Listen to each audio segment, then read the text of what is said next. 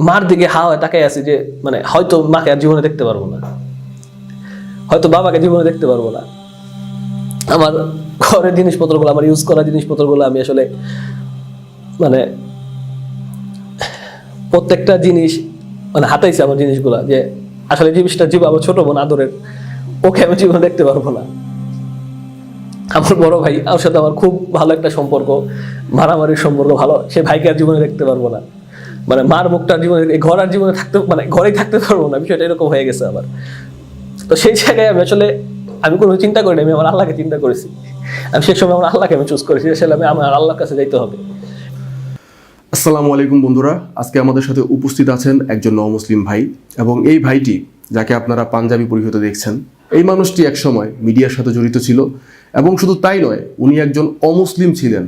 ওনার জীবনে যে কি ব্যাপক পরিবর্তন সেটা জানলে ইনশাল্লাহ আমার মনে হয় শুধু অমুসলিমরা না, মুসলিমরা পর্যন্ত অনেক বেশি ইন্সপায়ার হবেন যে ওনার জীবনের এই ঘটনা থেকে আমাদের যে কতটা শিক্ষণীয় বিষয় রয়েছে। আমি কথা বাড়াবো না, চলে যাচ্ছি আমাদের ভাইটির কাছে, তার মুখ থেকেই শুনবেন তার জীবনের পরিবর্তনের সবটুকু গল্প। আসসালামু আলাইকুম ওয়া রাহমাতুল্লাহি ওয়া বারাকাতুহু, নাহমাদুহু ওয়া নুসাল্লি আলা রাসূলিহিল কারীম, আম্মা বা'দ। আমার নাম নও-মুসলিম মোহাম্মদ আলামিন।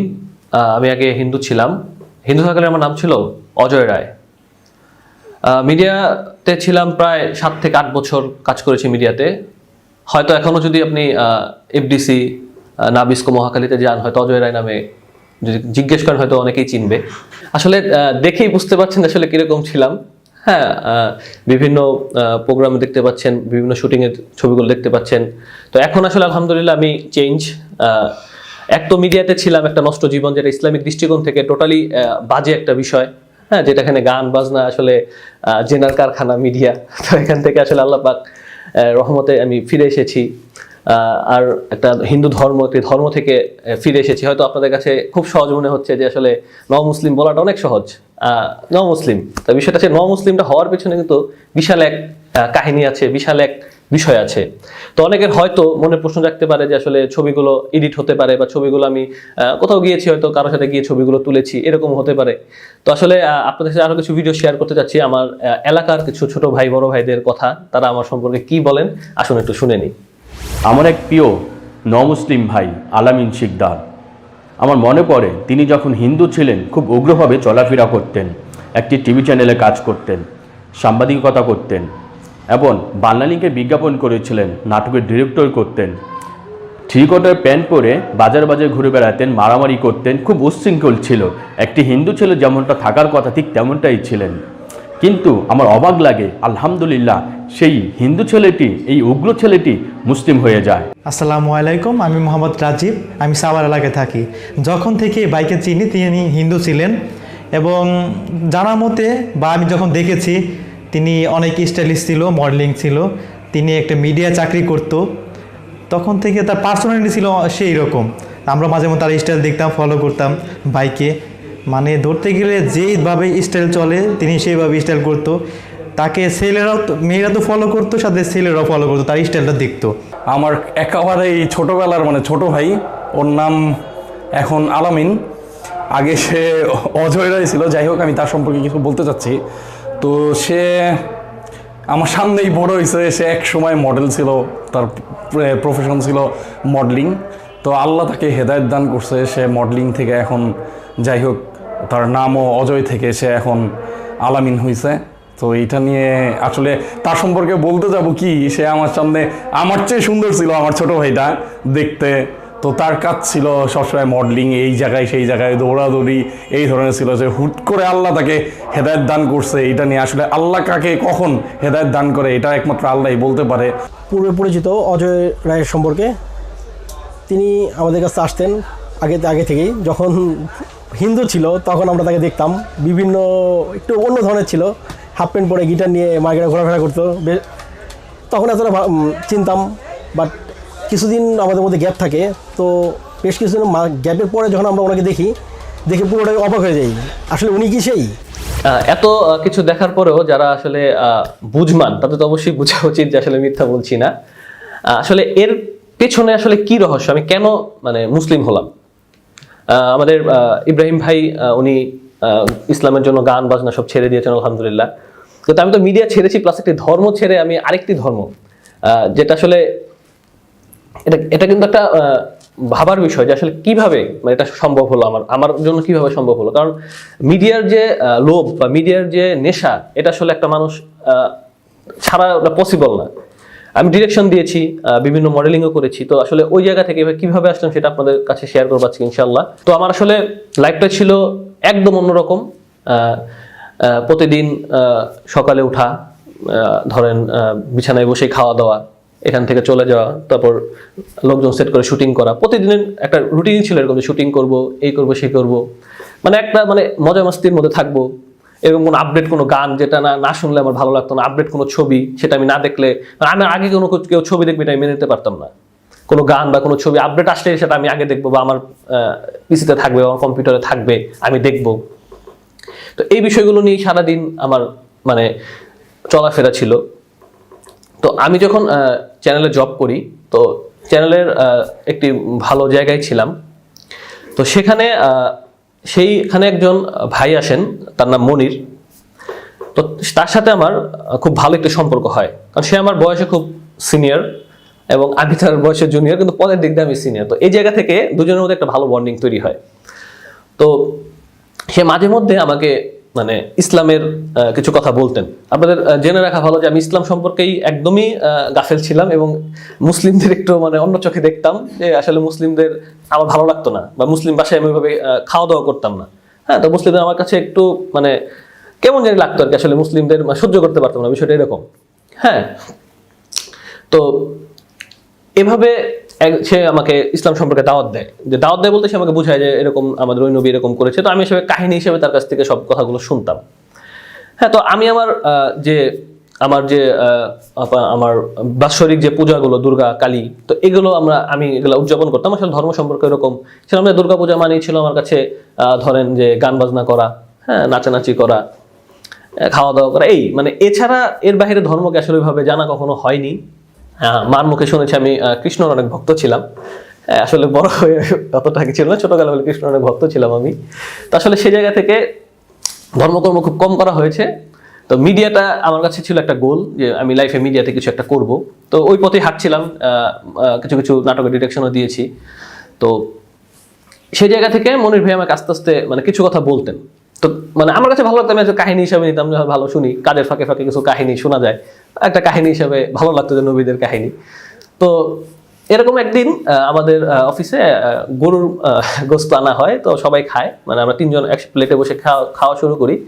তো আমি তো গরুর গোস্ত দেখলে আমার বমি আসে, তখন আসতো।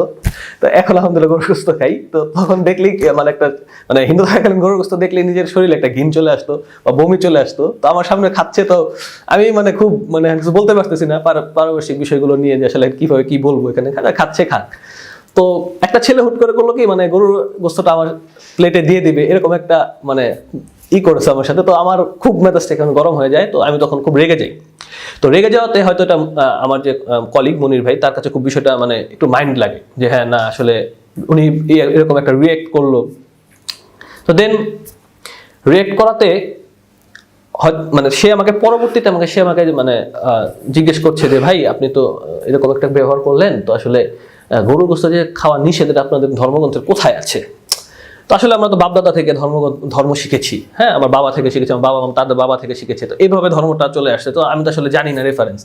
তো সে আমার আরো প্রশ্ন করলো যে আসলে আপনারা তো দেবদেবীর পূজা করেন, তো এই দেবদেবী পূজা করেন এটা আসলে কোথায় লেখা আছে? তো সে আমাকে এরকম কিছু কোশ্চেন আমাকে করে। তো কোশ্চেন করার পর আমি সেটা সৎ কোনো উত্তর দিতে পারিনি। আর অফিসের মধ্যে আমি সবচেয়ে সিনিয়র, তো বিষয়টা আমার কাছে খুব মাইন্ডে লাগছে যে উনি আমাকে এইভাবে নেগলেক্ট করলো সবার সামনে, তো আসলে বিষয়টা জানা উচিত। তো আমি তখন তার পরের দিন যে বন্ধ হয় আমার অফ ডে, তো অফ ডের দিন আমি ইসকন মন্দিরে যাই। তো ইসকন মন্দিরে যে প্রভু, তাকে জিজ্ঞেস করি, সে হরে কৃষ্ণ বলে, আমাকে আমি হরে কৃষ্ণ বলি। তো সে তাকে জিজ্ঞেস করি যে আমি ধর্ম সম্পর্কে কিছু জানতে চাচ্ছি। তো সে বলল হ্যাঁ বলেন কি জানতে চান। তো আমি বললাম, প্রথম প্রশ্নটা তার কাছে ছিল যে আমাদের এত দেবদেবী কেন, যে এত দেবদেবীর হওয়ার কারণটা কি? তো তিনি আমাকে উত্তর দিলেন যে দেখেন, আমাদের যেমন প্রধানমন্ত্রী আছে, রাষ্ট্রপতি আছে, স্বরাষ্ট্রমন্ত্রী আছে, হ্যাঁ, এরকম আইনমন্ত্রী আছে, অর্থমন্ত্রী আছে, তো এরকম সে আমাকে মন্ত্রী দিয়ে বোঝালো যে হ্যাঁ ঈশ্বর একজন, সে শ্রীকৃষ্ণ, তার এরকম হ্যান্ড হলো এই লক্ষ্মী, সরস্বতী বা এরকম যারা আছে তাদের হ্যান্ড তাকে মানে পরিচালনা করার জন্য বা তার করার জন্য। আমি প্রশ্ন করলাম তাহলে আমি লক্ষ্মীর কাছে যদি টাকা চাই, ধরেন যে আমি লক্ষ্মীর কাছে ধন সম্পদ চালাম যে আমাকে টাকার দরকার, আমাকে লক্ষ্মী টাকা দেন, তা লক্ষ্মী যেহেতু ধন সম্পদের দেবী, তাহলে লক্ষ্মী কি সরাসরি আমাকে দিতে পারবে? উনি বললেন না, তাহলে সরাসরি দিতে পারবে না। লক্ষ্মীকে আবার কৃষ্ণর কাছে সে বলবে, কৃষ্ণ সেগুলো কোনো রেফারেন্স নেই, সে তার মুখ থেকে বলছে। তাহলে বলতে লক্ষ্মীর পূজা করে লাগবে, তাহলে সরাসরি কৃষ্ণর পূজা করলেই তো হয়। হ্যাঁ, কৃষ্ণর পূজা করলে হয়, কিন্তু তাদের মানতে হবে। তো এইভাবে সে আমাকে বুঝালো। তারপরে তার কাছে প্রশ্ন করলাম যে আসলে মূর্তি দিয়েই কেন পূজা করতে হবে, মূর্তি ছাড়া কি পূজা করা যায় না? তো উনি বললো দেখেন, আপনি একটা ইউনিভার্সিটিতে থাকেন, হোস্টেলে, তো অনেক বছর আপনার মার সাথে আপনার দেখা হয় না। এভাবে আপনি যেভাবে ফিল করবেন, তার থেকে যদি আপনার মার একটা ছবি আপনার সামনে থাকে, আপনি কিন্তু আপনার মাকে আরো বেশি ফিল করতে পারবেন, আপনার বাবাকে বেশি ফিল করবেন। তো উনি আমাকে এভাবে মানে কোন ধর্মগ্রন্থের রেফারেন্স দিয়ে কিন্তু উনি আমাকে বোঝাচ্ছেন না যে মূর্তি পূজা করতে হবে, উনি বোঝাচ্ছে যে ওনার ব্যক্তিগত মতামত। তো আসলে আমি স্যাটিসফাইড হতে পারলাম না তার কথায়। তো উনি আমাকে কিছু মানে জব দিলেন, হরে কৃষ্ণ হরে রাম এরকম 1000 বার বা 2000 বার করলে, তো এইগুলো আমাকে কিছু জব দিলেন।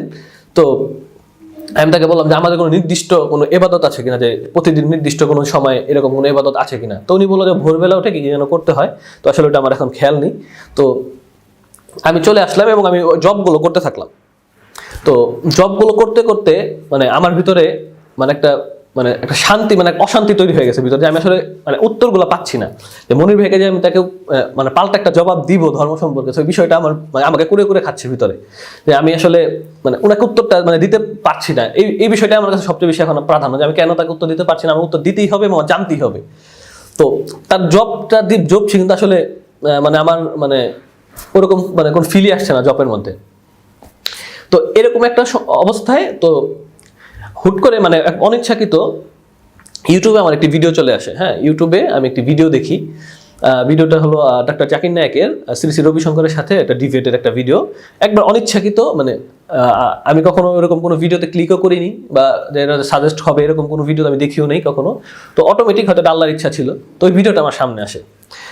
তো ভিডিওটা সামনে আসার পর মানে অনিচ্ছা থাকা সত্ত্বেও আমার ভিডিওটা দেখতে হয়েছে যে এখানে কি বলে ডিবেট। তো আমি তখন এখানে পুরো ভিডিওটা দেখি। দেখার পরে অনেক রেফারেন্স সেখান থেকে আমি জানতে পারি, ডাক্তার জাকির নায়েকের কাছ থেকে অনেক রেফারেন্সগুলো আমি জানতে পারি, যে শ্রী শ্রী রবিশঙ্কর অনেক কথা বলে। তো আসলে দেখলাম শ্রী শ্রী রবিশঙ্কর মানে ডাক্তার জাকির নায়েকের সামনে পারছেন না। তো আমার কাছে একটা প্রশ্ন তখন চলে আসে যে আসলে যেহেতু আমি মিডিয়াতে কাজ করেছি এবং এত মানুষের সামনে আসলে ওইভাবে বানিয়ে মিথ্যা কথা বলে, এবং শ্রী শ্রী রবিশঙ্কর ইন্ডিয়ার বড় স্কলার, তো যোগগুরু, তো ওনার সামনে এভাবে মিথ্যা কথা বলা আসলে তো পসিবল না। তো আমি নিজে থেকে তখন কিছু গবেষণা শুরু করি। তো গবেষণার এক পর্যায়ে আমি কিছু রেফারেন্স পাই, সেই রেফারেন্সগুলো ইনশাল্লাহ আপনার সাথে শেয়ার করবো।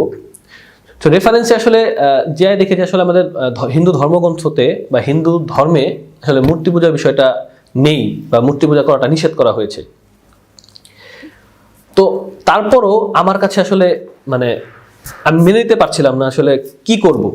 আমি মূর্তি পূজাটা বন্ধ করে দিই, মানে মূর্তিকে সেজদা করা বা মূর্তিকে নমস্কার করা এগুলো আমি বন্ধ করে দিই।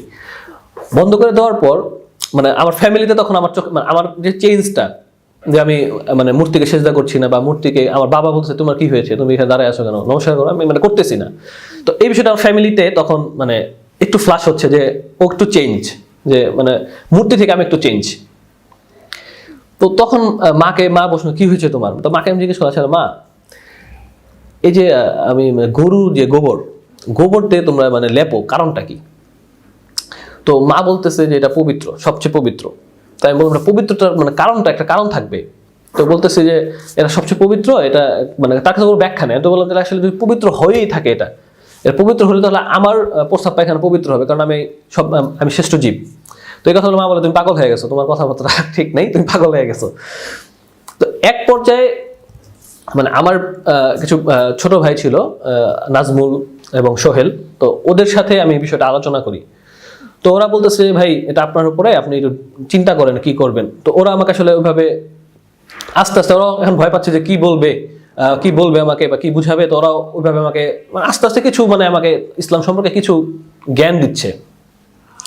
তো এক পর্যায়ে হলো কি মানে আমার যে আমি কাজ থেকে আসলে বিমুখ হয়ে গেলাম। মানে এটা আমার এখন চিন্তা হলো যে আসলে আমার সৃষ্টিকর্তাকে চিনতে হবে। আমি আসলে পৃথিবীতে কেন আসছি এবং কেনই বা চলে যাব, এই বিষয়টা আমার ভিতরে কাজ করা শুরু করলো। মানে আমি মনে মনে একটা মানে এরকম একটা ফিল তৈরি হয়ে গেল, মানে আর জানি না কেন হচ্ছিল যে মানে আমার যে কাজগুলো আমি আস্তে আস্তে অফ করে দিলাম। মানে আমি এখন মানে একটু মানে দুনিয়া কেন্দ্রিক জীবন থেকে একটু চেঞ্জ, যে বাসায় এটা বুঝছে যে আমি একটু চেঞ্জ হয়ে গেছি, যে আমি তাড়াতাড়ি ঘুমায় পড়তেছি, সকালে তাড়াতাড়ি উঠছি, কি যেন একটা মানে আমার ভিতরে একটা হাহাকার তৈরি হয়ে গেছে, কি যেন একটা মানে আমার ভিতরে আছে যে আমি মানে সকালে বাসা থেকে তাড়াতাড়ি বের হয়ে যাচ্ছি, মানে সারাদিন কি করছি, মানে তাদেরও একটা হাহাকার যে কি করছে ও, বাসা ঠিক মতো খাচ্ছি না। তো বিষয়গুলো মানে আমাকে আমার ভিতরে একটা অশান্তির ঝড় তৈরি হয়েছে যে আসলে আমি কি করছি, কেনই বা আমি আসলাম, আসলেই কি আমি মানে কোনো কারো সৃষ্টিকর্তা কাউকে মানতে আসছি, না আসলে এমনি আসছি, না আসলে মানে কি কারণে আসলাম আমি দুনিয়াতে, আমার কি কোনো রব কি আসলেই আছেন, কৃষ্ণ কি আমার রব? মানে তখন বিষয়গুলো মানে আমাকে করে করে ভিতরে খাচ্ছিল। তো এক পর্যায়ে আমি যত রেফারেন্স পেলাম যে মূর্তি পূজা থেকে মানে আমার মনটা একদমই উঠে গেল যে মূর্তি পূজা। তখন দেখলাম যে হিন্দু ধর্মগ্রন্থে তারা মূর্তি পূজা করছে না, কিন্তু হিন্দুরা মূর্তি পূজা করছে, খ্রিস্টানরা মূর্তি পূজা করছে, বৌদ্ধরা মূর্তি পূজা করছে। মানে যেটা আমাদের অনেকগুলো ধর্ম আছে পৃথিবীতে, কিন্তু 4টা আমরা প্রধান হিসাবে নেই বা 4টা আমাদের এখানে প্রচলিত। তো ইসলামকে আমি দেখতেছি যে ওরা এই জিনিসটাকে খুব নেগলেক্ট করে। তো এই জায়গাটা মানে আমি তখন ইসলাম সম্পর্কে মানে আমার ভিতরে একটা মানে ভালো মানে ইন্টেনশন ঢুকলো, যে ভালো একটা দিক ঢুকলো, যে ওরা মূর্তি পূজাকে মানে যারা সৃষ্টিকে ইবাদত করাকে তারা পছন্দ করে না। ইসলামে এটা আমি মানে এই দিকটা আমার ভিতরে ঢুকলো। কারণ আমি কিন্তু এই পদ্ধতি ইসলামকে একবারে অপছন্দ করি, বা ইসলামকে আমি মানে মুসলিমদের আমি অপছন্দ করতাম। মানে আমি নিজে মুসলিম হবে এটা আসলে একদমই কল্পনার বাইরে ছিল, আমি মুসলিমরাও পছন্দ করতাম। তো তখন আসলে ইসলাম নিয়ে একটু গবেষণা করার মানে চিন্তা হলো, আসলে ইসলামটা আসলে কি আছে, ইসলামে কি বলেছে, তো এটা একটু আমি জানি। তো ইসলামে দেখলাম সর্বপ্রথম হলো লা ইলাহা ইল্লাল্লাহ। আগে সব ইলাহাকে ছাড়তে হবে এবং এক ইলাহাকে ধরতে হবে, লা ইলাহা ইল্লাল্লাহ। তো তখন তো এখানে শিরককে খুব মানে আল্লাহর সাথে শরিক করাকে খুব মানে বাজেভাবে সেটাকে ইসলামে মানে দেখা হয়, এবং এটা সবচেয়ে নিকৃষ্ট গুনার মধ্যে একটি, সবচেয়ে বড় গুনার মধ্যে একটি হলো শিরক। তো এই বিষয়টা আমাকে খুব মানে আমাকে ইসলামের প্রতি ধাবিত করার জন্য খুব আমার ভিতরে লাগে যে না ঠিকই তো, আমি যেটা চিন্তা করছি যে আসলে যে কোনো মাটির কোনো তৈরি তো আসলে মূর্তি হতে পারে, বা আমার মতোই দেখতে একজন আমার রব হবে, মানে এই বিষয়টা যেরকম আমার ভিতরে তখন করে করে খাচ্ছিল, এবং ইসলামে যে বিষয়টা এটা আমার ভিতরে মানে আসতেছিল যে আসলে ইসলাম তো এটা ঠিকই আছে। আমার তখন আমার চিন্তাধারার সাথে ইসলামের চিন্তা, আমি কিন্তু এই সাইড থেকে আমার কিন্তু মিডিয়া থেকে যে আমি কখন বের হয়ে গেছি, মানে আমি তখনই মিডিয়া থেকে বের হয়ে গেছি, মানে এই চিন্তা করতে করতে মিডিয়ার কাজ আমার বন্ধ হয়ে গেছে। আমি 3 থেকে 4 মাস চাকরি করিনি, মানে তখন শুধু এগিয়ে নেই, মানে এত 3 থেকে 4 মাস 5 মাস শুধু এটা নিয়ে চিন্তা করি, মানে আমি যে কখন চাকরি থেকে বের হয়ে গেছি, আমি যে কখন আমার মিডিয়া থেকে বের হয়ে গেছি, যে আমার কখন আমার সার্কেল থেকে বের হয়ে গেছি আমি নিজেও জানি না। মানে আমি যে সার্কেল থেকে বের হয়ে গেছি, যে সবার সাথে আমার যোগাযোগ বন্ধ হয়ে গেছে, তো এই যে বিষয়টা আমি নিজেও জানি না। মানে আমি তখন আমার কোনো হিতাহিত জ্ঞান নেই, মানে তখন আমার হিতাহিত জ্ঞানটাই শুধু আল্লাহ কেন্দ্রিক, মানে সৃষ্টিকর্তা কেন্দ্রিক। আসলে আমাকে বুঝতে হবে কে আমার সৃষ্টিকর্তা। তো এরকম একটা পর্যায়ে আমি আসলে ইনডিসিশনে ভুগছিলাম যে আসলে কি করব। তখন আমার ভিতরে একটি চিন্তা আসে যে আসলে আমার ওই ছোট ভাই নাজমুল এবং শৈলর আমাকে বুদ্ধি দেয় যে আপনি সৃষ্টিকর্তাকে ডাকেন, উনি যদি থেকেই থাকেন আপনাকে অবশ্যই তিনি কিছু হলেও আপনাকে একটা হিন্টস দিতে পারেন, তিনি হেদায়েতের মালিক। তো ওরা আমাকে আল্লাহ ভাবে বলেন, মানে আমাকেও আমার মতো বোঝাচ্ছে সৃষ্টিকর্তা বা ভগবান, আপনার ভগবান যদি থাকে তো আপনাকে অবশ্যই সে সঠিক পথটা দেখাবে। তো ওদের কথাটা আমার কাছে খুব মানে অথেন্টিক মনে হয়েছে, আসলে যদি সৃষ্টিকর্তা থেকে থাকে এবং সে আমাকে অবশ্যই হেদায়েত দিতে চান এবং আমি তাকে চাইতে পারি, অবশ্যই আমাকে দিবেন। তো আমি করলাম কি, প্রতিদিন মানে প্রতি ক্ষণে ক্ষণে মানে মনে মনে সৃষ্টিকর্তাকে ডাকতাম। এটা প্রায় 3 মাস বা 2.5 মাস বা 3 মাস এরকম একটা টাইম আমি সৃষ্টিকর্তাকে মনে মনে রাখতাম যে হে সৃষ্টিকর্তা তুমি থেকে থাকো, আমি মানে দুনিয়ার এভরিথিং, মানে আমার বাবা মা, আমার পরিচিত, আমার টাকা, আমার যা আছে আমি তোমার জন্য সব মানে কোরবানি করতে রাজি আছি। মানে আমি দুনিয়ার এভরিথিং, মানে আমার সম্মান যা আছে, মানে আমার তোমাকে পাইলে আমার কাছে পড়ার দরকার নেই, মানে এইভাবে একটা ওয়াদাবদ্ধ হই মনে মনে যে আসলে এই সৃষ্টিকর্তার কাছে, যে তখন তো জানতাম না যে সৃষ্টিকর্তাটা আসলেই কে, বা আসলেই কোনো সৃষ্টিকর্তা আছে কিনা, বা মনে মনে ভাবছি যে যদি না থাকে আমি অন্তত যদি আমার কোনোদিন বিচারের মুখোমুখি হতে হয় সেদিন তো বলতে পারবো আমি তো ডাকছি, তুমি তো আমাকে কোনো প্রকার সাড়া দাও নাই। তো এই টেন্ডেন্সি প্লাস ওই টেন্ডেন্সি দুইটা মিলেই আমি আসলে প্রতি রাতে এরকম হয়েছে, মাঝে মধ্যে রাতে আমার সাথে এরকম ঘটনা ঘটেছে খুব মানে আকাশে মেঘ বিজলি চমকাচ্ছে এই টাইপের কিছু, আমি জাগ না কিন্তু আমার সাথে এটা ঘটছে। তো প্রায় 3 মাস পর বা 2.5 মাস, মানে ঠিক খেয়াল নাই, 2-2.5 মাস বা 3 মাস এরকম একটা সময়ের পর আমি প্রতিনিয়ত আমি একদিনও মিস করিনি, অনেক রাত জেগে বসে আছি বারান্দায়, দেখি সৃষ্টিকর্তা কিছু দেখায় কিনা আমাকে, আকাশে তাকাইছিলাম এরকম করে, তো দেখি যে না, এরকম কিছু দেখায় না। মানে ওই কিছু কিছু কাহিনী শুনেছি, হ্যাঁ, তো ওই মনির ভাইয়ের কাছ থেকে কিছু কিছু নবীদের কাহিনী শুনেছি যে ইব্রাহিম ইসলাম এরকম করেছে, ওরকম করেছে, ওরকম কিছু চেষ্টা করেছিলাম যে আসলে আমি পাই কিনা, তো এরকম আসলে কোনো কিছু পাইনি। তো লাস্ট যখন আমি মানে একদমই মানে আমার অবস্থাটা একদমই পাগলের মতো হয়ে গেছিল, আসলে আমি মানে কি করছি আমি নিজেও বুঝতেছি না। বাসায় খাওয়া দাওয়া বন্ধ হয়ে গেছে, বাসার আমার যারা ফ্যামিলি মেম্বার তারাও একবারে খুব মানে আপসেট হয়ে গেছে আমার উপরে যে আসলে কি করছে ও। হ্যাঁ, মূর্তি টুর্তি এগুলো বাংলা মানে সরাসরি বলছি মূর্তি টুর্তি এগুলো পছন্দ হয় না, মূর্তির ঘর থেকে ফালায় দাও, এই টাইপের কথাও বলেছি। এই মূর্তির কোনো শক্তি নেই এই টাইপের কথাও বাসায় বলেছি। চার হাত কালী, সে কিভাবে আমার ঈশ্বর হতে পারে? অর্ধনগ্ন উলঙ্গ একটা ঈশ্বর, সে আমার কিভাবে আমার ঈশ্বর হতে পারে? 10 হাতে 10টা অস্ত্র নিয়ে সে আমার ঈশ্বর কিভাবে হতে পারে? সে তো মেয়ে। হ্যাঁ, তো সেক্ষেত্রে মানে আমার এত ঈশ্বর মানে আমি এটা নিতে মানে আমার মাথায় এটা ঢুকছিল না তখন। মানে এতদিন কিন্তু এটাই মেনে নিয়েছিলাম, কিন্তু তখন আমার মাথায় ঢুকে না এত ঈশ্বর কিভাবে হয়, মানে কাকে রেখে কাকে আমি শান্ত করব। এখন ধরেন আমি কৃষ্ণকে পূজা করছি, তো কৃষ্ণকে পূজা করতে যদি শিব রেগে যায়, আবার শিবকে পূজা করছি, শিবকে কালী রেগে যায়, মানে এই যে একটা মানে টেনশনের মধ্যে আমি ছিলাম তখন, আসলে আমি কি করব। তো 3 মাস পর আমার সাথে একটি ঘটনা ঘটে। আসলে আমি সেটার জন্য কখনোই প্রস্তুত ছিলাম না। আমি আমার মতো একজন লোক এরকম একটা কিছু আমার সাথে ঘটবে আল্লাহর পক্ষ থেকে, আসলে সেটা মানে কখনোই কল্পনীয় ছিল না। কারণ আমি একদমই বাজে একটা ছেলে ছিলাম, একদমই মানে খুবই বাজে একটা ছেলে ছিলাম। তো এই ছেলের সাথে যদি এটা ঘটতে পারে, মানে আমি আসলে আমার সাথে সেটা বলার ভাষা নেই। হয়তো আপনারা কতটুকু ফিল করতে পারবেন জানি, কিন্তু এটা আমি ফিল করলাম। আমার ব্রেনে এখনো আমি ক্যাচ করতে পারি না, এখনো আমি এটা নিয়ে চিন্তা করলে আমার মাথা আমি চিন্তা করতে পারি, আমার চিন্তার বাহিরে সেটা। আপনারা কতটুকু ফিল করতে পারবেন জানি না, তারপর বলছি। আমার ফোনে আমি যখন হয়তো এটা ভোর হবে, হয়তো 4টা সামথিং বা 4:30 এই টাইমটাই হবে, মানে এই টাইমটা হচ্ছে আমার এই ঘটনা ঘটার শেষে আজান হয়েছে। এর আগে মানে আমার সাথে আমি আমার ফোনে একটি ফোন আসে, তো ঘুমের মধ্যেই ফোনটি আমি ধরি। তো ধরার মানে ফোনে আসলে তখন ফোনটার মধ্যে 2টা কথা আমাকে বলে, আমার সুস্পষ্ট মনে আছে। আর অনেক কথা, আমার 2টা কথা খুব মানে সুস্পষ্ট মনে আছে, যেটা বলছে তুমি যেটা ভাবতেছো মনে মনে এটাই সত্য, তুমি এটাই করো। এই 2টা কথা মানে বলার সাথে সাথে আমার ঘুম ভেঙে গেছে, হাতে মোবাইল, আমি উঠলাম। এখন মোবাইলে তাকিয়ে দেখি যে মোবাইলে কোনো কল নেই। এখন আমি এখানে মানে আমার 2টা বিষয়, যে মোবাইলে কল নেই কিন্তু মোবাইল আমার হাতে, যদি স্বপ্ন হইতো তো মোবাইল আমার হাতে থাকতো না। মানে এই 2টা হেজিটেশনে আমার গায়ে আমি তখন মানে আমার গায়ের প্রসঙ্গ দাঁড়িয়ে যায়, আমি মানে আমার মানে শরীরে আমি ঘামতে থাকি এবং আজানটা দেয়। তখন মানে আমার অবস্থাটা আসলে কি হয়েছিল আমি আসলে আপনাদের ভাষায় বোঝানো সম্ভব না। তখন আমার অবস্থাটা খুবই মানে আমি একদম মানে কি দেখলাম বা কি শুনলাম মানে এ নিয়ে আমি সেদিন সকালে তাড়াতাড়ি বাসা থেকে বের হয়ে যাই। বের হয়ে গিয়ে আমার ছোট ভাই আছে, তো ওর সাথে আমি কথা বলি। তো ওর সাথে কথা বললে ও আমাকে বলতো হাফেজ, তো বলতেছে ভাই এটা আপনার ভিতরে আপনি কি জানেন। তো আরেক ভাই ছিল আজিজ ভাই, তাকে নিয়ে আবার এক মাদ্রাসায় যাই। তো মাদ্রাসায় গিয়ে মাদ্রাসার হুজুরের সাথে কথা বলি, উনিও বলে যে এটা আপনার চিন্তা। আমার মনে হচ্ছে ওনার জায়গা থেকে উনি বেশ স্বপ্নের মানে ওটার ব্যাখ্যা বলতেছে যে আপনার উপরে কোনো এলহাম এসেছে বা আপনি হয়তো কিছু চেয়েছিলেন সে আপনার সৃষ্টিকর্তার কাছে, তো আপনাকে এটা উনি হয়তো জানিয়েছেন।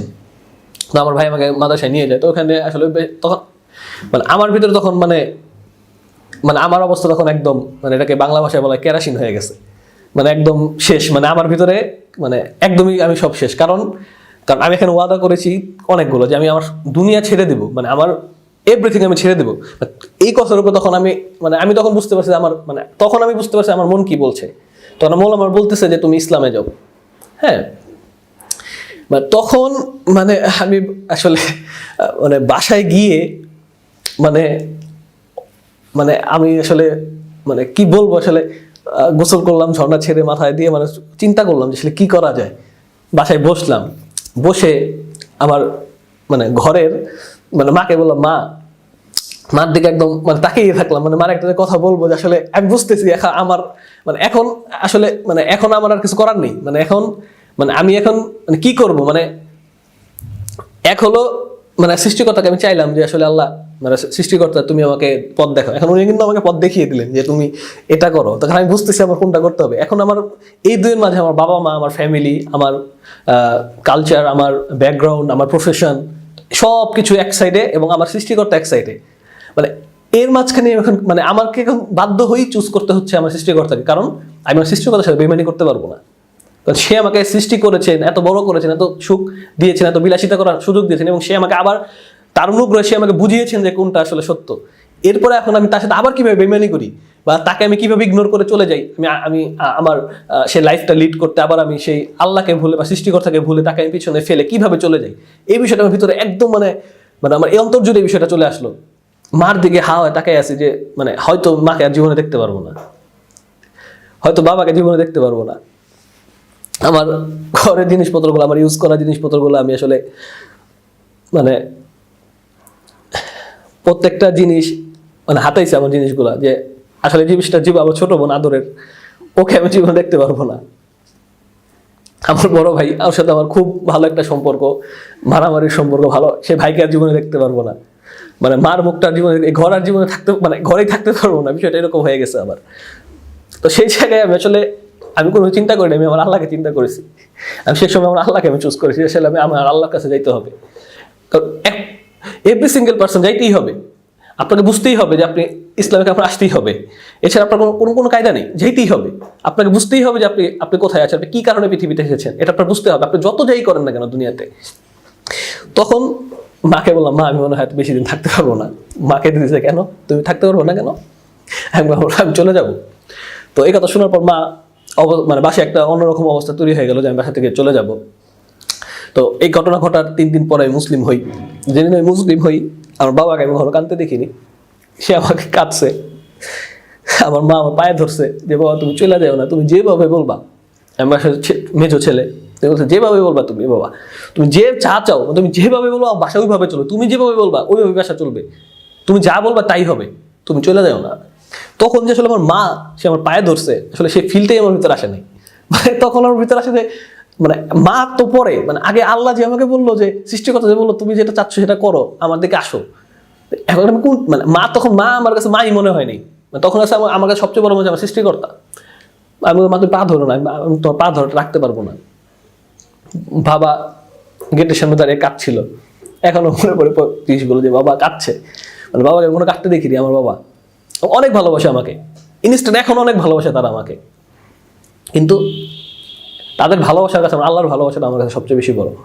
ইনস্ট্যান্ট এখনো, এই যে আমার গায়ে যে কোটিটা দেখছেন আমার বড় ভাই নিজে আমাকে দিয়েছে, তো আমি তাদের জিনিসপত্র এখনো পরে আছি, আমার গায়ে আছে, কিন্তু আমি তাদের কিন্তু ত্যাগ করেছি শুধুমাত্র আল্লাহর জন্য। তো আমি তখন বাসা থেকে বের হয়ে যাই। আমার বাসা থেকে বের হয়ে আমার এখনো মনে পড়ে আমার বাবা আমাকে একটা জুতারের গালে বাড়িয়ে দিয়েছিল। তো আসলে এটা আমার কারণে দিয়েছে। তো বাবা এফিডেভিটের কাগজ আমি এখানে সিগনেচার করেছিলাম। তো বাবা বলছে তুমি, পরে যখন বাবার সাথে আমার কথা হয়, 3 দিন পরে বাবার সাথে আমার কথা হয়, তো বলছে তুমি এফিডেভিটের কাগজে সিগনেচার কেন করলা, তুমি চলে যেটা সিগনেচার না করে, মানে সরি এফিডেভিট বলতে সরি মানে তেজ্জোর যে কাগজটা সেখানে সে সিগনেচার করেছিলাম। তো এই কারণে আমার বাবা আমার গালে চট দিয়ে মানে জুতা দিয়ে বাড়িয়ে দিয়েছিল।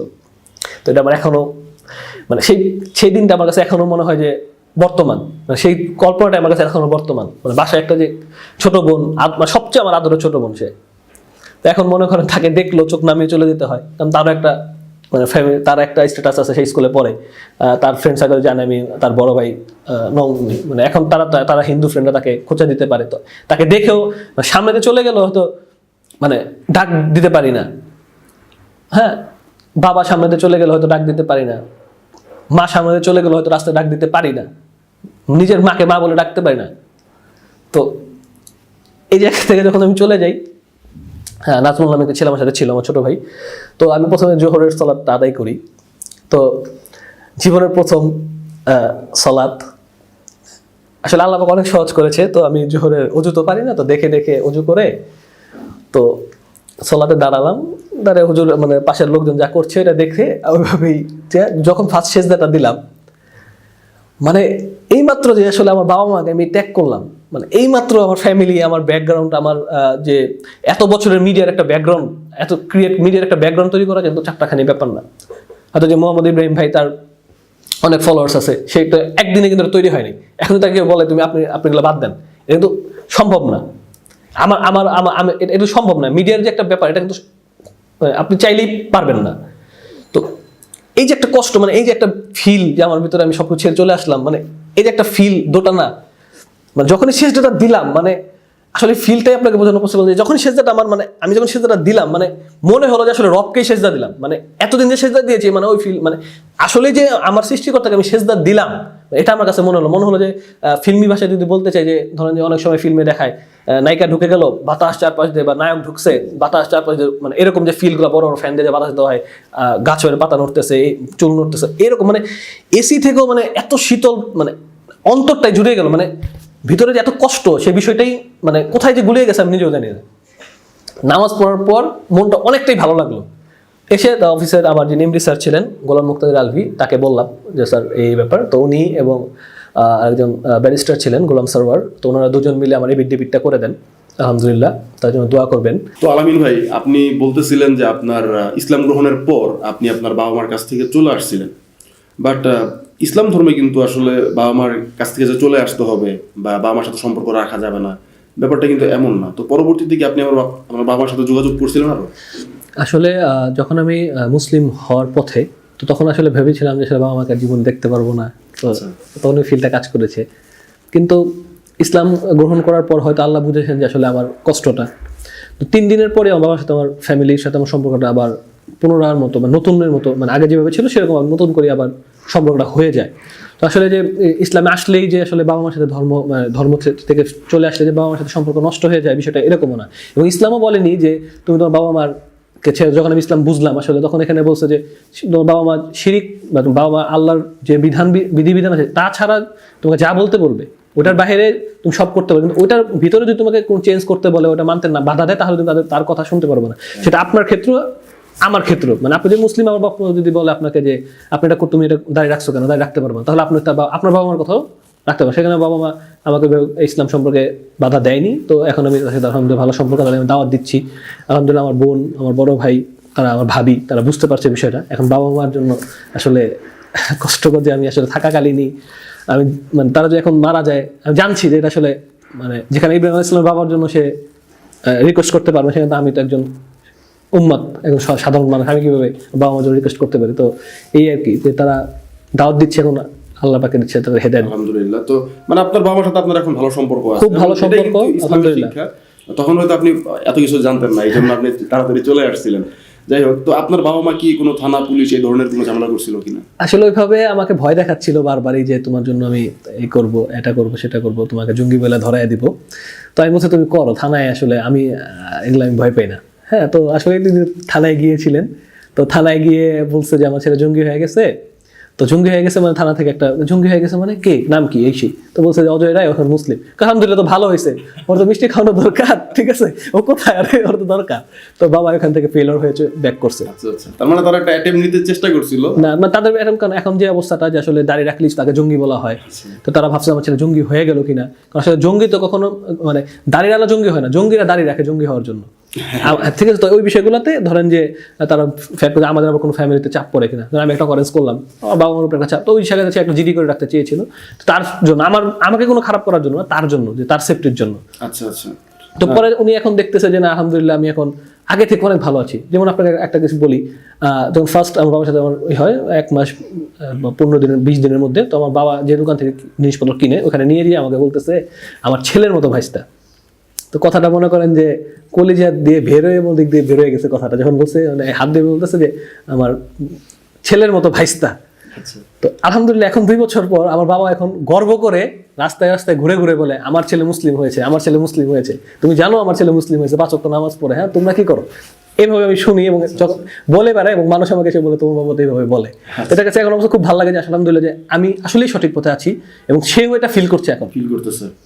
আজকে আপনি দেখেন 2 বছরে সেটা ফিল করে না, সে বলছে ভাইস্তা, এখন সে নিজেই বলে সে আমার ছেলে। তো আসলে আমি তো তাকে বলিনি, যে তখন যে আমি বলতাম, সে আমার আমলের কারণে, আমার কথার কারণে সে এখন আমার বাহ্যিক বা আমার ভিতরে যেটা আছে সেটার কারণে সে কিন্তু এখন ফিল করছে ইসলামী আসলে হয়তো ভালো বা সত্য। রাইট। তো আমরা ইনশাআল্লাহ দোয়া করবো আঙ্কেল আন্টির জন্য, জি ইনশাআল্লাহ সবার জন্য ফিরে আসে, এবং এটা বোঝার পাশাপাশি এটা তো আসলে গ্রহণ করাটাও গুরুত্বপূর্ণ। তো আপনি এখন মুসলিম হওয়ার পরে তো অমুসলিমদের নিয়ে কিভাবে কাজ করতেছেন, বা তাদের ব্যাপারে কি কি করতেছেন? খুব রিসেন্ট আমি কিছু ভিডিও তৈরি করছি অমুসলিমদের জন্য। আসলে যারা মুসলিম তারা তো আসলে দাওয়াত পেয়েছে, তাদের হয়তো ইসলাহ করতে হয়, নসিহা করলে তারা হয়তো ঠিক হবে। কিন্তু যারা অমুসলিম তাদের কাছে একটা বিশাল কিন্তু আমরা একটা কোশ্চেন, তাদের কাছে হয়তো আল্লাহ আমাদের প্রশ্ন করতে পারে যে তোমার ভাই ছিল বা তোমার বোন ছিল, তুমি এটা কেন করলা না? বা আমাদের যারা আলেমরা আছেন তারাও অমুসলিমদের হয়তো অনেকে কাজ করছে, অনেকে হয়তো করছে না। আমাদের সবাই উচিত যে অমুসলিমদের আগে কাজ করা। তো এখন আলহামদুলিল্লাহ তাদের কিছু গ্রন্থ রেফারেন্স আমার কাছে আছে, বই থেকেই আমি তাদের রেফারেন্স দিয়ে চেষ্টা করি দাওয়াত দেওয়ার। অনেক খ্রিস্টানদেরও দাওয়াত দিয়েছি, অমুসলিমদেরও দাওয়াত দিয়েছি। হয়তো আসলে তারা মানে গোড়া, মানে আসলে গোড়া বলতে মানতে চায় না, গোড়া মানে গোড়ামি করে যে তারা বাপদাদা যেটা করে আসছে সেটাই ভালো। আমি যতই ধর্মগ্রন্থ থেকে তাদের কথা হলো যে হাজার হাজার মানুষ কোরআন আয়াতে যেটা বলছে যে তুমি যখন দাওয়াত দিবে তারা বলবে আমার বাপদাদা যেটা করে আসছে বাপদাদা ধর্ম কিভাবে ত্যাগ করি, এবং অধিকাংশ মানুষ করছে তাদের মানে সেম। মানে আমি এখন মানে কোরআন আয়াতগুলো খেলে বাবা মা আমি যাদের দাওয়াত দিই তাদের সাথে খালি মিলাই, ওই কথাগুলি তারা বলে। মানে কোরআনে আল্লাহ যেটা বলছে, মানে উনি যে আবার রব, মানে এটার একটা প্রমাণ যে আপনি কি বলবেন সে জানে, এটা সে লিখে দিচ্ছে যে এটা বলবে তারা, এটাই বলছে, এটাই বলতেছে। তা আমি একটা জিনিস জানি যে অনেক হিন্দুদেরকে জিজ্ঞাসা করলে তারা বলে থাকে যে শ্রীকৃষ্ণ হচ্ছে সৃষ্টিকর্তা, বা তাদের ধারণাটা হচ্ছে এরকম যে তারা শ্রীকৃষ্ণকে সবচেয়ে সুপিরিয়র পর্যায়ে নিয়ে যায়। তো আপনি তো হিন্দু ধর্ম সম্বন্ধে এখন স্টাডি করেন অনেক, তো আপনি এই সম্বন্ধে কি বলবেন? আসলে এখানে কয়েকটা বিষয় আছে। যেমন শ্রীকৃষ্ণ, উনি অনেক হিন্দু স্কলারদের আপনি হয়তো তাদের পড়াশোনা অনলাইনে গেলেই অনেক ভাই ব্রাদার যারা আছেন তারা অনলাইনে গেলে এটা পাবেন যে অনেক স্কলার তাকে শুধুমাত্র একজন মানুষ মনে করেন, অবতার, হিন্দু ধর্ম অবতার মনে করেন। আর যারা আসলে তাকে সুপ্রিম পাওয়ার মনে করে, আসলে দেখেন উনি একটা মানুষের মতো, সেম টু সেম। আমি যেরকম উনিও কিন্তু সেরকম। ওনার জীবনে থেকে পাওয়া যায় উনি দুধি চুরি করে খেয়েছেন, উনি রাধার সাথে একটা সম্পর্ক ছিল তার। আসলে আপনি দেখেন সৃষ্টি তার মানে ঈশ্বর কি তার সৃষ্টির সাথে কোনো সম্পর্ক করতে পারে? এরকম একটা হয় না। দ্বিতীয় কথা, আপনি দেখেন, আপনি যদি শ্রীকৃষ্ণের কথা যদি আমি ধরি, আপনি শ্রীমদ্ ভগবদ গীতা এখন হিন্দুদের সবচেয়ে বড়, তারা মানে এটাকে, আসলে এটা বড় না, সবচেয়ে বড় বেদ তাদের, কিন্তু তারা এটাকে সবচেয়ে বড় ধরে নিছে। শ্রীমদ্ ভগবদ গীতার 8ম অধ্যায় থেকে আপনি পড়া শুরু করেন, পরপর শ্লোকগুলো পড়েন 1 2 3 4 5। এখানে কি বলছে? এখানে অর্জুন বলছে যে হে কৃষ্ণ, ব্রহ্মকে, হ্যাঁ ব্রহ্মকে মানে সৃষ্টিকর্তাকে, কৃষ্ণকে বলতে, কৃষ্ণ যদি ব্রহ্ম আসে বলতো মাম, মানে আমি হলো ব্রহ্ম। শ্রীকৃষ্ণ কিন্তু এটা বলে নাই। শ্রীকৃষ্ণ কিন্তু এখানে পরবর্তী শ্লোকগুলো আপনি খুলে দেখবেন, যারা আছেন গীতা আপনি যে কোনো লাইব্রেরিতে পাবেন, মুসলিম ও অমুসলিম দুজনকেই বলছে, আপনি খুলে দেখবেন যেখানে 8ম অধ্যায় থেকে বলছে যে ব্রহ্ম মানে আদি অনন্তহীন অবিনশ্বর, তিনি এইভাবে আগে উপরে থাকেন, মানে এইভাবে তিনি উল্লেখ করছেন যে আদি অনন্তহীন অবিনশ্বর। এখান থেকে আপনি বুঝেন তিনি উপরে আছেন ব্রহ্ম, নিজেকে বলেন না, কিন্তু হ্যাঁ। আপনি দেখেন এখানে অবিনশ্বর বলতে আমরা কি বুঝি? যেটা কোনো মানে শেষ নাই, নাশ নাই, অবিনশ্বর, অনাদি, আদি অনন্তহীন, অনাদি, মানে সে অনন্তকালের জন্য আছেন, অনাদি, সে কখনো মানে আদি হবে না। তো এই যে বিষয়গুলো আপনি দেখেন, এটা কি শ্রীকৃষ্ণের সাথে যায়? আপনি দেখেন শ্রীকৃষ্ণের কথা কিন্তু শ্রীকৃষ্ণ বিপরীতে দাঁড়িয়ে গেছে। হ্যাঁ, তার জন্ম নেই, তার মৃত্যু নেই, তারপর জন্ম নেই, কিন্তু আপনার কিন্তু শ্রীকৃষ্ণের জন্মাষ্টমী পালন করা হয়। হ্যাঁ, শ্রীকৃষ্ণ যদি ঈশ্বর হয়ে থাকে, আমি কিন্তু কোনো মানে করতেছি, আমি শ্রীকৃষ্ণের কথাতেই বলছি যে শ্রীকৃষ্ণ জন্ম নেই বলছে। ঈশ্বরের যদি ব্রহ্ম যদি জন্ম নেই থাকে, তাহলে সে কিভাবে জন্ম হলো? তাহলে শ্রীকৃষ্ণ কিন্তু ধ্বংস হয়েছে, তার মৃত্যু হয়েছে। তো এই যে বিষয়গুলো আপনি দেখেন, শ্রীকৃষ্ণের সাথে কিন্তু ব্রহ্মর যে ব্যাখ্যাটা সে কিন্তু কন্ট্রাডিক্টরি। তার কথার বক্তব্যের কারণে সে কিন্তু ঈশ্বর না, সে কোনো অবতার হতে পারে, কিন্তু সে ঈশ্বর যে ব্রহ্ম আমরা মানি যে সবকিছুর ক্ষমতাধর, এটা কিন্তু সে না। কারণ সেই বলতেছে যে ব্রহ্ম হবে হলো অনাদি, অনন্ত, জন্মহীন, আজন্মা। উল্লেখটা আছে আজন্মা, মানে সে তার জন্ম নেই, আজন্মা। তো জন্ম যার নেই, আপনি তো তার শ্রীকৃষ্ণ জন্মাষ্টমী পালন করা হয় আমাদের সব জায়গায়। তো আপনি এই বিষয়গুলো দেখেন। তো আপনি যদি এটাও দেখেন, আপনি যদি আরো আসেন তাদের অন্য ধর্মগ্রন্থদের ব্রহ্ম সম্পর্কে কি ধারণা দিয়েছে, আপনি দেখেন শ্রীকৃষ্ণের সাথে ধারণাগুলো মিলে কিনা। আমি উপনিষদ থেকে আপনাকে দেখাতে যাচ্ছি। এখানে দেখেন উপনিষদের কিছু শ্লোক, সেটা তো উপনিষদ 6ষ্ঠ অধ্যায়ের, আপনি এখানে কিছু এই শ্লোক পাবেন।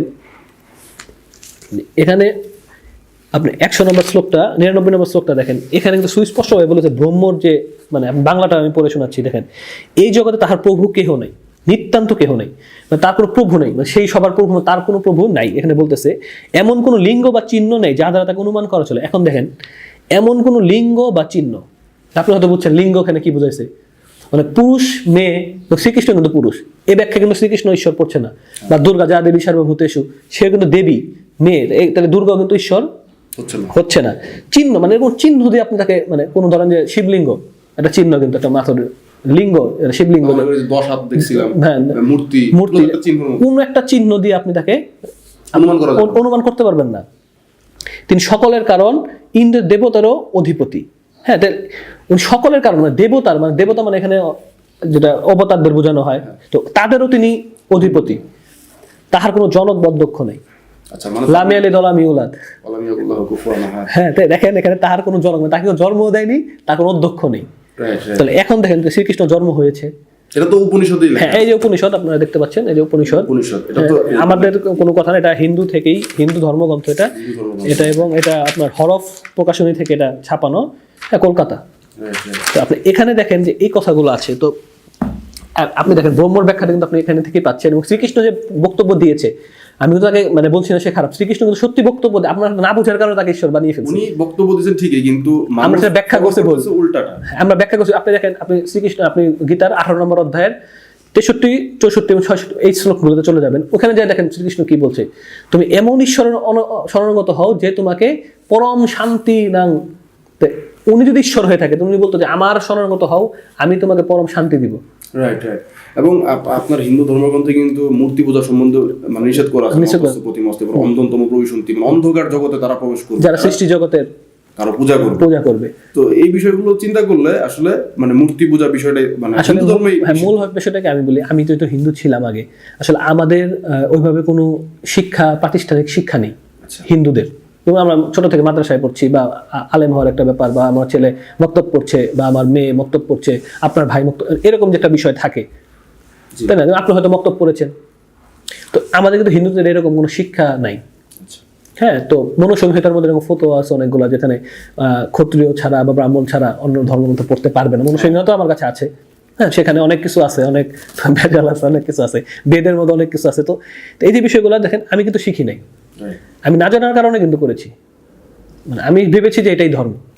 তারা শুধু আল্লাহকে ভুলে আছে, তাদের না জানার কারণে, পড়াশোনার কারণে, তাদের ঠিক মতো পড়াশোনা করে তাদের ধর্মগ্রন্থ, ইসলামের কোনো ধর্মগ্রন্থ পড়ে আমি মুসলিম হই নাই, তাদের ধর্মগ্রন্থ সে যদি পড়ে, তাহলে তারা অটোমেটিকলি মোহাম্মদ সাল্লাহ ইসলামকে অনুসরণ করবে। কারণ এখন আপনারা বলতে পারেন যে ঠিক আছে, আল্লাহকে মেনে নিলাম, মোহাম্মদ সাল্লাহ ইসলামকে কেন অনুসরণ করতে হবে? এই রেফারেন্সকে আমার কাছে আছে কিনা? আমি কোরআন থেকে তো রেফারেন্স দিব না বললাম, তো হিন্দু ধর্মগ্রন্থ থেকে আপনাকে রেফারেন্স দিই যে মোহাম্মদ সাল্লাহ ইসলামকে মানতে হবে, তিনি সর্বশেষ যে হবেন, এটা ভবিষ্য পুরাণাম।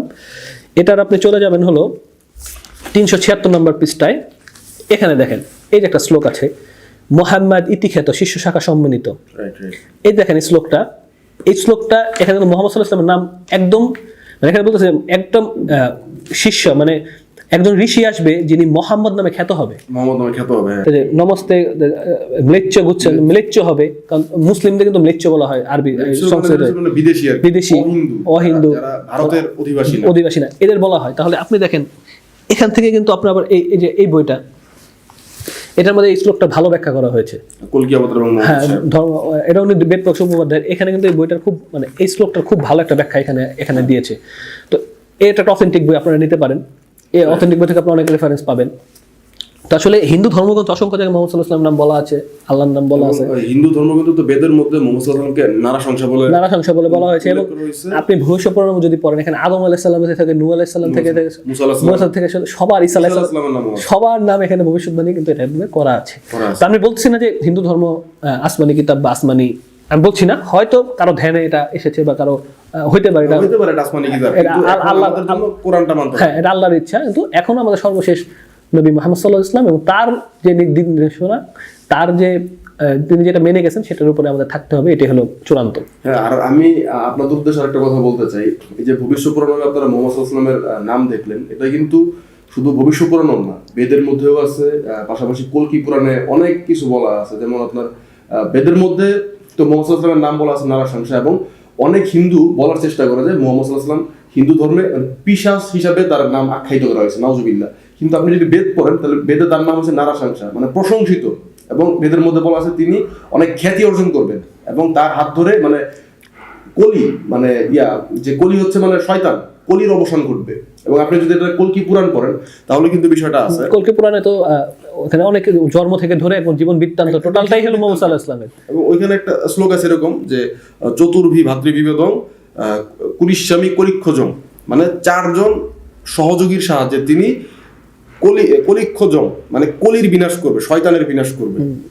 আমাদের মোহাম্মদ সাল্লাল্লাহু আলাইহি ওয়াসাল্লামের 4জন সহচর ছিল, হযরত আবু বকর, ওসমান, আলী।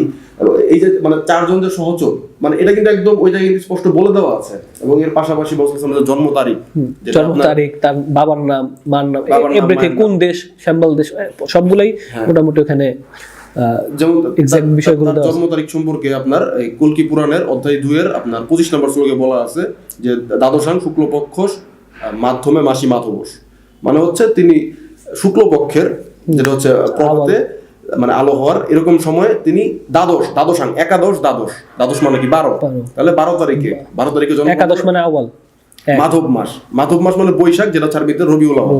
তাহলে এখানে আমাদের নবী করিম সাল্লাল্লাহু আলাইহি ওয়াসাল্লাম কিন্তু 12 রবিউল আউয়াল জন্মগ্রহণ করছেন।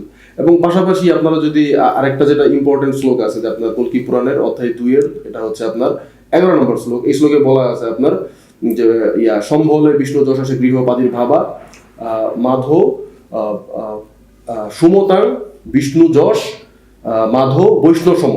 এর মানে হচ্ছে সম্ভলে মানে শান্তির শহরে জন্মগ্রহণ করবেন। তারপর হচ্ছে বিষ্ণু যশাসা, হ্যাঁ, বিষ্ণু যশাসে গৃহে পাদুর ভাবা, মানে হচ্ছে বিষ্ণু যশের গৃহে। বিষ্ণু মানে হলো ঈশ্বরের দাস, ঈশ্বর, এবং যশ বা ভগবত মানে হচ্ছে দাস বা গোলাম। তাহলে এই সমস্ত বিষয়গুলো যদি পর্যালোচনা করা হয় এবং এটা যদি আরবিতে আপনি ট্রান্সলেট করেন, হ্যাঁ, আপনি আরবিতে ট্রান্সলেট করলে কিন্তু মানে অটোমেটিক মোহাম্মদ সাল্লাল্লাহু আলাইহি ওয়াসাল্লামের দিকে চলে যাচ্ছে। এবং পাশাপাশি নারাসং, সেটার আরবি ট্রান্সলেশন হচ্ছে মোহাম্মদ, মানে প্রশংসিত। এবং মোহাম্মদ সাল্লাল্লাহু আলাইহি ওয়াসাল্লামকে বেদের মধ্যে প্রশংসিত, মানে কলকি অবতার প্রশংসিত হবে। অনেক হিন্দুরা কিন্তু বলে থাকেন যে এটা তিনি হচ্ছে পিশাচ, এরকম এটা ভুল ব্যাখ্যা। তাহলে বেদ থেকে আবার অনেকেই বলে যে আপনি কেন শুধু মোহাম্মদ সাল্লাল্লাহু আলাইহি ওয়াসাল্লামের দিকে নিচ্ছেন, অন্য কারো দিকে, অন্য কাউ তো নাই, অন্য কাউ তো কোনো ব্যক্তি নাই যে এর সাথে মিলে। আরেকটা গুরুত্বপূর্ণ কথা আছে, বেদে কিন্তু আপনার এই যে অথর্ববেদের কুন্তাব সূক্ততে বলা আছে যে এরকম মানে উনি উঠে চড়বেন, এটা বলা আছে যে উষ্ট্রা, এরকম কিছু একটা আছে যে তার স্ত্রী সম্পর্কেও কলকি অবতারে বলা আছে, উষ্ট্রা প্রবাহন্য, কতজন স্ত্রী হবেন। হ্যাঁ, তো মানে উঠে চড়বেন উনি। তো উটের যুগ কি, সেটা তো মানে আগে চড়তো মানুষ, এবং পাশাপাশি উঠতে হচ্ছে মরুভূমিতে, এবং এটাও আছে যে তরল নিয়ে যুদ্ধ করবেন, এগুলো দেওয়া আছে। এবং আরেকটা গুরুত্বপূর্ণ বিষয় যেটা আমি বলতে ভুলে গেছি, যে আপনার কল্কি পুরাণেই কিন্তু আপনার এই অধ্যায় 2 এর আপনার 7 নম্বর শ্লোকে বলা আছে জাত জুয়ং ভুবং দেবা সায়ত্ত ভবনে, মানে সশরীর, এরকম একটা বলা আছে যে জাত জুয়ং ভবা দেবা, মানে দেবগণ, মানে দেবতারা তাকে যুদ্ধক্ষেত্রে সশরীরে উপস্থিত হয়ে সাহায্য করবেন। এবং মোহাম্মদ সাল্লাল্লাহু আলাইহি ওয়াসাল্লামকে বদর যুদ্ধে, আমরা জানি কোরআন আয়াত আছে যে বদর যুদ্ধে ফেরেশতারা, দেবতা মানে হচ্ছে ফেরেশতা, তো এই ফেরেশতারা এসে কিন্তু একদম সশরীরে সাহায্য করছিলেন। তাহলে এই সমস্ত ভবিষ্যৎবাণী আর কার ক্ষেত্রে মিলবে? এটাই তো এখন আমাদের অমুসলিম ভাইদের কাছে দাওয়াত, আমাদের কথার উপরে ভিত্তি করে হতে পারে আপনি নিজে একটু পড়াশোনা করেন। এই বইগুলো কালেক্ট করা খুবই সহজ, আপনি বইগুলো পাবেন নীলক্ষেত, মনিকা হাউস, এই বইগুলো সবগুলো বই পাবেন। আপনি যদি একটু যদি দিনের পথে আসতে চান, যদি আল্লাহকে মানে আপনার সৃষ্টিকর্তা যদি চিনতে চান, আপনার ধর্মগ্রন্থগুলো একটু কিনে আসলে পড়াশোনা করেন, তাহলে ইনশাল্লাহ তারা হয়তো আল্লাহ পাক তাদের হেদায়েতের পথে আনতে পারেন। রাইট, ইনশাল্লাহ। আর আপনার আজকে মানে কথাগুলো শুনে অনেক ভালো লাগলো। আশা করি ইনশাল্লাহ এই ভিডিও দেখে অনেক অমুসলিম ভাই বোন যারা আছেন তারা অবশ্যই উপকৃত হবেন। এবং আপনাদের কাছে আমার একটা রিকোয়েস্ট থাকবে যে এই ভাইটা যদি এমন একটা অবস্থান থেকে তার নিজেকে পরিবর্তন করতে পারে, এবং অবশ্যই সেটা আল্লাহ তাআলার রহমতে, তাহলে আপনি কেন চিন্তা করবেন না যে একটা মানুষ এই অবস্থান থেকে তার বর্তমান অবস্থা, আপনি খেয়াল করুন তার মুখে দাড়ি ছিল না, কতটা পরিবর্তন তার মধ্যে এখন। তো অবশ্যই এটা নিয়ে একটু ভাববেন, হ্যাঁ, 1 মিনিট হলেও ভাবেন। এই ভিডিওটা দেখার পরে 1 মিনিট চোখটা বন্ধ করে একটু ভাবেন যে কেন তিনি ওই অবস্থান থেকে এই অবস্থায়, তার বাবা মার সাথে তার যে সম্পর্কটা ছিল সেটা তো একটু হলেও গ্যাপ হয়েছে। তো এই এত কিছু, এত কষ্ট মানুষ কেন সহ্য করতেছে? কেন এত সম্মান, এত অভিনয়, এত ক্যামেরার মধ্যে থাকতে পারতেন, সেই সমস্ত কিছু তিনি ছেড়ে দিলেন। ওখানে তো অনেক মজা, সেই সমস্ত সবকিছু ছেড়ে তিনি কেন এখন এই জীবন লিড করতেছেন? অবশ্যই তিনি এর মধ্যে বেশি শান্তি পেয়েছেন। এবং সেই শান্তিটা কেন পেয়েছেন? কারণ এই শান্তির মালিক হচ্ছেন আমাদের রব, সৃষ্টিকর্তা। তিনি তাকে এই শান্তিটা দিয়েছেন, এবং তার যে জীবনের ঘটনাগুলো সেগুলো তিনি একটু শিক্ষা নেন। এবং আপনাদের প্রতি আমার রিকোয়েস্ট থাকবে এটাই যে আপনারা এই বইগুলো কিনুন, এবং বইগুলো কিনে নিজেদের ধর্মগ্রন্থের সাথে মিলিয়ে দেখুন আপনার ধর্ম কেমন। সেটার জন্য আপনার ধর্মগ্রন্থ পড়তে হবে। সেটার জন্য অন্যরা কি করতেছে, আমার অমুকটা দেখছি আমি এটা করতে, অমুকটা দেখছি পূজা করতে, সেটার থেকে গুরুত্বপূর্ণ হচ্ছে ধর্মগ্রন্থ কি বলে। এখানে আরেকটা বিষয় আমি অ্যাড করতে চাই, যদি কেউ শ্রীমদ্ ভগবদ গীতা অনুসরণ করে, শ্রীমদ্ ভগবদ্গীতায় সুস্পষ্টভাবে বলা আছে যে কেউ যদি নিজের ইচ্ছা মতো জীবনযাপন করে, শাস্ত্রবিধি ত্যাগ করে, তাহলে সে কখনো মোক্ষ লাভ করবে না। মানে শাস্ত্রবিধি মানে হলো তার ধর্মগ্রন্থ, ধর্মগ্রন্থ বাদ দিয়ে সে নিজের ইচ্ছা মতো, যেমন আমি নিজের ইচ্ছা মতো যেমন যেমন করছি, হিন্দু ধর্মগ্রন্থ অনুযায়ী আমি কখনো মুখ্য লাভ করবো বা আমি নরকে যাব। তো সৃষ্টিকর্তা কিন্তু সেটাই মানে আপনার ধর্ম দিয়ে, আপনার ধর্মগ্রন্থ দিয়ে আপনাকে বুঝতে হবে আপনি কি করবেন না করবেন। আপনার তো একটা গাইডলাইন আছে, তো হিন্দুদের একটা গাইডলাইন আছে হয়তো অনেকগুলা, তো সেখান থেকে আপনাকে বাছাই করে নিতে হবে যে আপনি কি আসলে করতে চাচ্ছেন। আপনি গীতা অনুযায়ী চলেন, গীতা তো অনেক জায়গায় ইসলামের কথা বলা আছে, এবং আপনাকে বললাম যে ব্রহ্মটাকে আপনি গীতা অনুযায়ী ব্রহ্মকে মানেন, কিন্তু কৃষ্ণ কিন্তু আমাদের ঈশ্বর না, ঈশ্বরও কিন্তু সে বলেছে সে আদি অনন্তহীন। তো বিষয়গুলো আসলে বুঝার ব্যাপার। তো আরেকটা বিষয় যেমন বললেন বাবা মার প্রতি কষ্ট, আসলে নিজের বাবাকে বাবা বলে ডাকাটাও এখন মানে সবার সামনে ডাকাটাও এখন কষ্টকর, বা দেখা হলো বললামই যে ভিডিওতে বলেছি হয়তো দেখা হলো তাকে ডাকতে পারি না, নিজের ভাইকে হয়তো ডাকতে পারি না, বোনকে দূর থেকে দেখতে হয়, আড়াল থেকে দেখতে হয়, স্কুলে গেলে হয়তো ওই পাশ থেকে দেখতে হয় যে বোন, তো সে বোনের মাথায় যে হাত দিব বা সে বোনকে একটা কিছু কিনে দিব, মানে তখন তো একটা প্রশ্ন চলে আসবে যে ওকে এরকম দাঁড়িয়ে রেখে তোমাকে কিছু দিচ্ছে, তুমি তো হিন্দু। তো এই যে বিষয়গুলো কিন্তু এখন আপনি বুঝতেছেন এটা আসলে কতটা পেইনফুল, আপনার কাছে কষ্ট। হ্যাঁ পেইনফুল, এবং সবচেয়ে বড় কাটা হলো যে আসলে আপনার পায়ের যে কোনো কাটা বিধে বা জুতা নিচে তার কাটা বিধে যখন হাত লেগে এরকম লাগে, প্রতিনিয়ত একটা ব্যথা লাগছে। আমার মনে একটা অন্তরে কাটা হলো, বাবা মা এখনো মুশরিক, তারা শিরকের উপরে লিপ্ত আছে, আল্লাহর সাথে জুলুম করছে।